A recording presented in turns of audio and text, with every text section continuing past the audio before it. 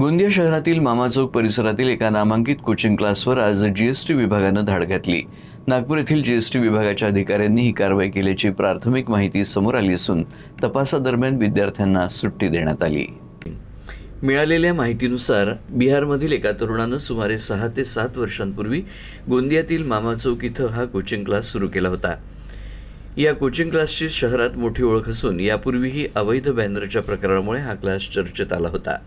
आज सकाळी नागपूर येथील जीएसटी विभागाच्या अधिकाऱ्यांचं पथक कोचिंग क्लासमध्ये दाखल झालं आणि आर्थिक व्यवहारांसह जीएसटीशी संबंधित कागदपत्रांची तपासणी सुरू केली। प्राथमिक माहितीनुसार जीएसटी भरण्यात अनियमितता आढळल्याच्या संशयावरून ही कारवाई करण्यात आली आहे। कारवाई सुरू असताना विद्यार्थ्यांना सुट्टी देण्यात आली। सध्या जीएसटी विभागाकडून आवश्यक त्या कागदपत्रांची पडताळणी सुरू असून तपास पूर्ण झाल्यानंतरच कारवाईचं नेमकं कारण स्पष्ट होणार आहे।